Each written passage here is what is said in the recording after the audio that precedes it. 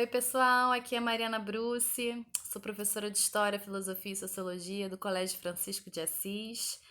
Estamos aí nesse contexto de pandemia global, estamos todos e todas em casa, quietinhos, lavando bem as mãos, cuidando uns dos outros. E até que essa crise passe, nós estamos aqui empenhados em utilizar essas ferramentas digitais para que a gente possa seguir conversando, e trocando sobre alguns dos nossos conteúdos. A partir dessa semana, eu vou estar disponível para vocês lá no nosso Google Sala de Aula, na nossa sala de aula virtual, onde eu vou disponibilizar material para vocês, exercícios, videoaulas e onde vou poder tirar dúvidas. Também toda segunda-feira às 14 horas estarei ao vivo no YouTube, no plantão de história, para também tirar dúvidas de todo o nono ano, tanto da matéria que a gente vai trabalhar na semana, quanto de matérias anteriores, o que tiver ao meu alcance, eu estarei aqui disponível para vocês, certo? Eu sei que esse espaço aqui não substitui a sala de aula, mas é com muito carinho que eu estou preparando esse material para vocês e eu espero que em breve possamos estar novamente juntos. Então, até lá, vamos seguir por aqui, certo? Na semana passada, eu gravei um material para vocês sobre Revolução Russa. Cheguei a preparar, junto com o professor Edson e o professor Eliezer, as 5 atividades sobre Revolução Russa. A gente resolveu em sala, né, na aula gravada, que foi disponibilizado no site da escola. Eu também coloquei esse material lá na nossa sala virtual. E hoje a gente começa o módulo 5, que é Europa e Estados Unidos nos anos 1920.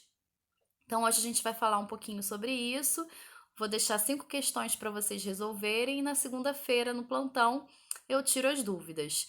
Nos demais dias, o que vocês colocarem lá na sala de aula virtual, que tiver ao meu alcance, eu também vou correr atrás para dar conta disso e responder vocês, tá bom? Então, vamos para a aula de hoje. Os Estados Unidos, depois da Primeira Guerra Mundial, assumiram a hegemonia econômica em escala planetária. Antes dos Estados Unidos, a Inglaterra ocupava esse lugar, mas por conta da guerra, ela foi devastada. Então, os Estados Unidos deixam de ser um país devedor e se tornam uma potência credora no mercado internacional. Isso significa que eles emprestavam dinheiro para vários países que se tornavam endividados. Na sociedade, esse clima todo gerou uma expectativa de prosperidade eterna, que resulta no fim do espírito de poupança. Isso porque as pessoas, na realidade, elas vão poupar dinheiro, tendo em vista a possibilidade de um cenário de crise, de uma necessidade maior. Então, é importante você ter um dinheirinho guardado, porque você não sabe o dia de amanhã.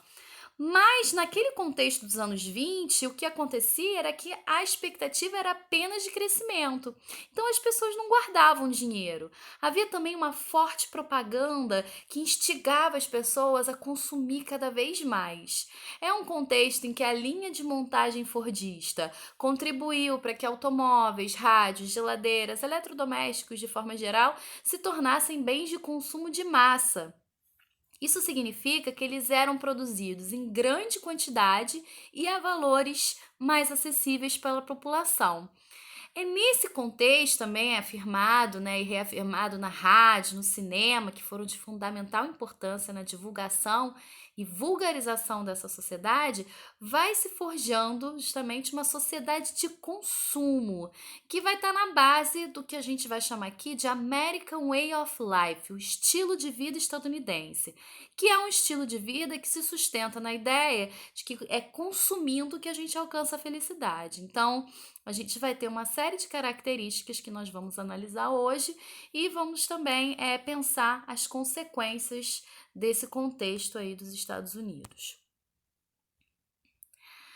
Para iniciar esse bate-papo, aí na apostila de vocês, eles destacam essa música da Alicia Keys, né, que é Empire State of Mind, que ela fala da cidade de Nova York, que ela foi nascida, criada em Nova York, e ela exalta um pouco essa perspectiva da cidade como espaço onde você pode ser quem você quiser, onde se você correr atrás, você vai alcançar os seus sonhos, né? Reflete um pouco essa crença de que a felicidade e o sucesso podem ser alcançados gravados nos Estados Unidos. Vocês percebam que é uma música contemporânea, mas que reverbera um pouco dessa perspectiva construída ali naquele contexto dos anos 20. Então, a gente vai ver um trechinho da música e vocês vão perceber como que essas ideias, elas vão, claro, sendo traduzidas a cada novo contexto que se segue, mas que tem algumas das suas bases aí nesse cenário dos anos 20. Então, vamos ver a Alicia Keys.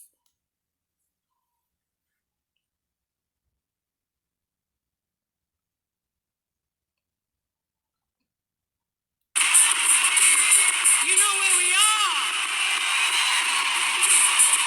There's only one city like it.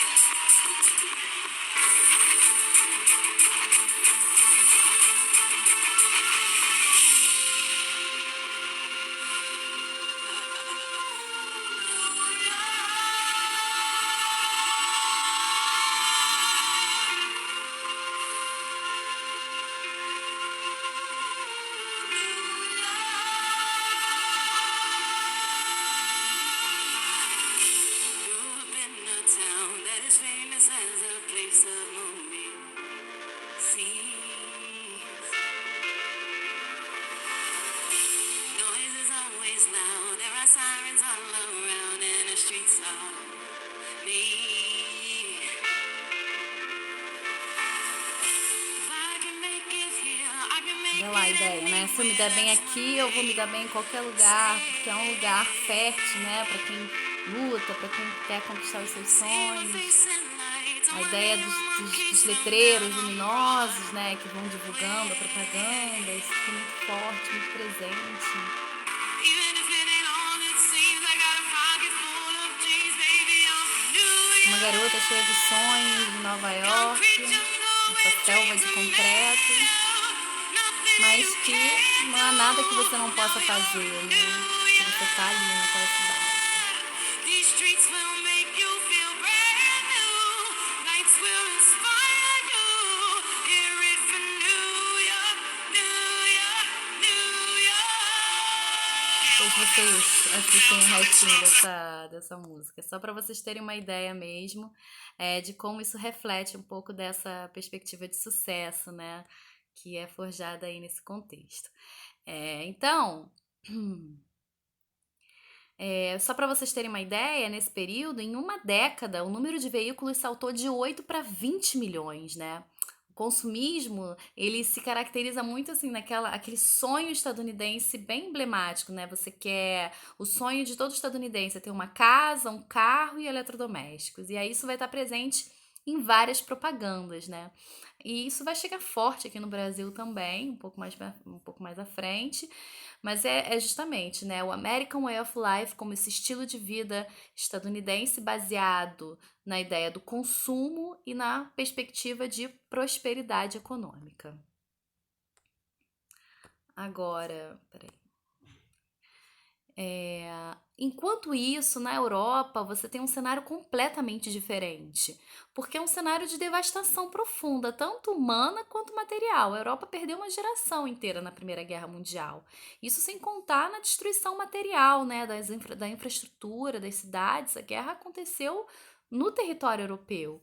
E aí, com isso, os desdobramentos dessa Primeira Guerra vão ter ainda consequências mais pesadas no caso da Alemanha, em que os acordos de paz no final da guerra resultaram não apenas no estabelecimento da paz propriamente dita, mas também numa punição.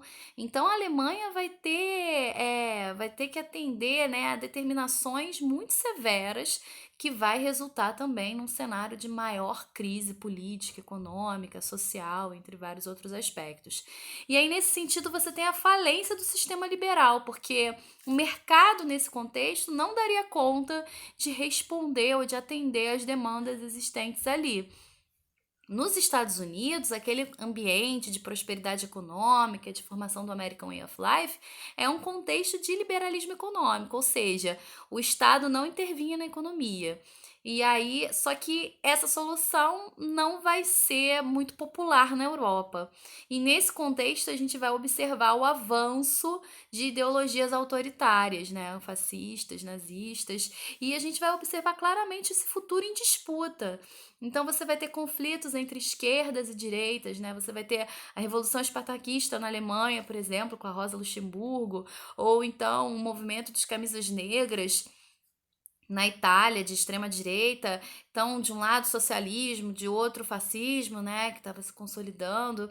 A gente vai observar um pouco melhor esse contexto europeu quando a gente estudar lá o módulo 7, a consolidação do nazifascismo na Europa. Por hora, eu queria chamar a atenção aqui de vocês desse contraste entre uns Estados Unidos de prosperidade econômica, liberalismo econômico e formação do American Way of Life e uma Europa devastada pela guerra, e berço aí de ideologias autoritárias que vão se tornar cada vez mais populares.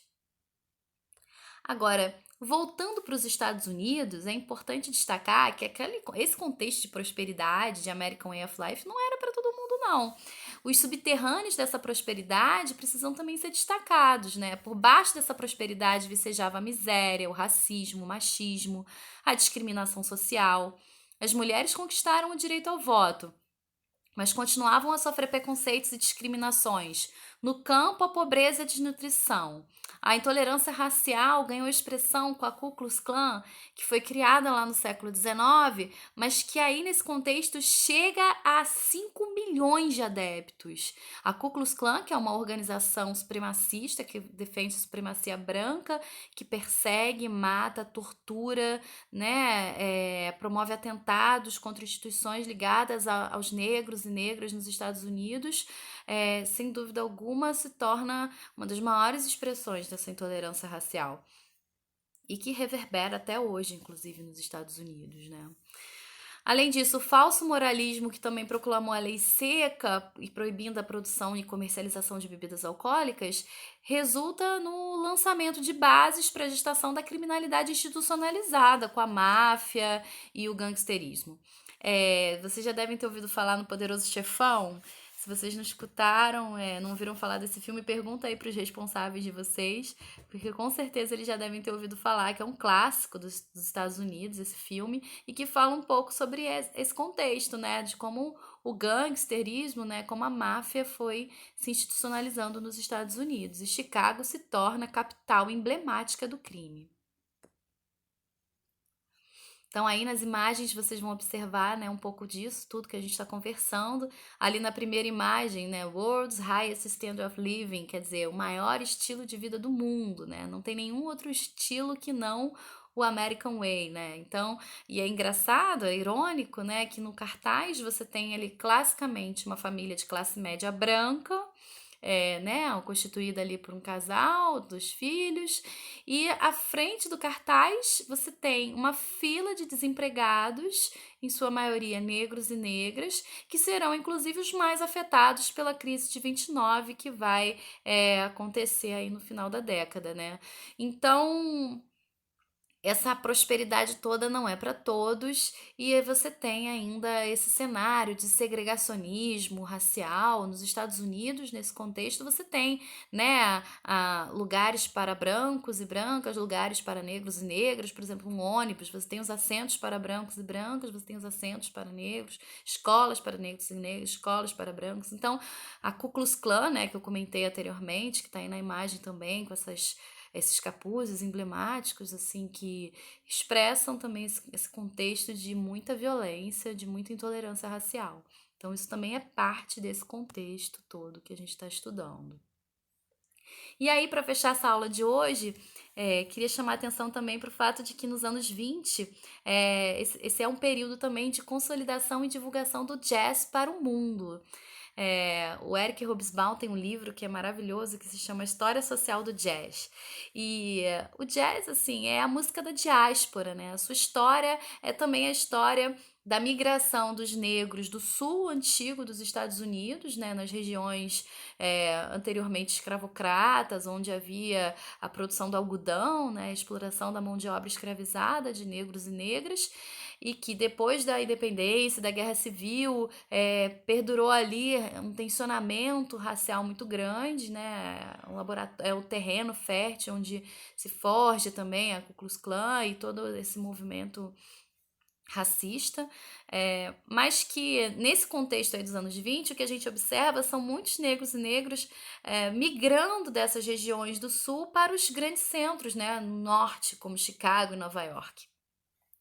E com essa migração vai junto também vários aspectos culturais, né, dessa população que vivia em algumas cidades importantes ali no sul dos Estados Unidos.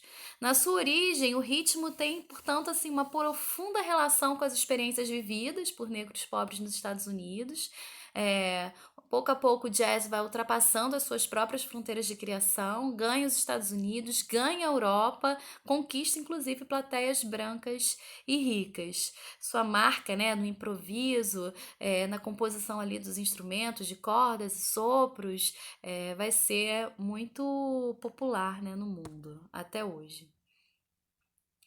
E aí, para fechar a aula mesmo, queria deixar vocês aí uma palhinha de Louis Armstrong. Essa música Western Blues trata de uma das regiões, né, de Nova Orleans, que é considerado um dos berços aí do jazz, né, Nova Orleans, que se localiza no sul dos Estados Unidos, no estado da Louisiana. Muitos ícones do jazz saíram dessa região em direção ao norte e, enfim, Louis Armstrong foi um dos grandes expoentes aí do jazz, né, dos Estados Unidos.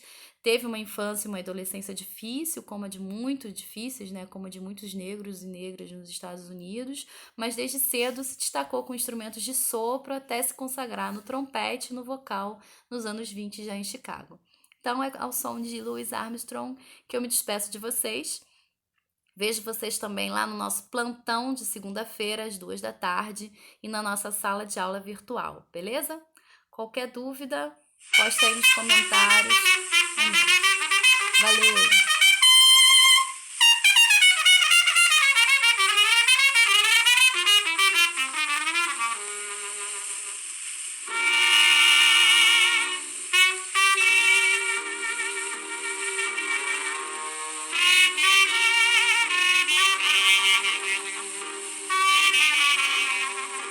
Confira. Tá tudo lá na sala de aula virtual. Valeu, pessoal!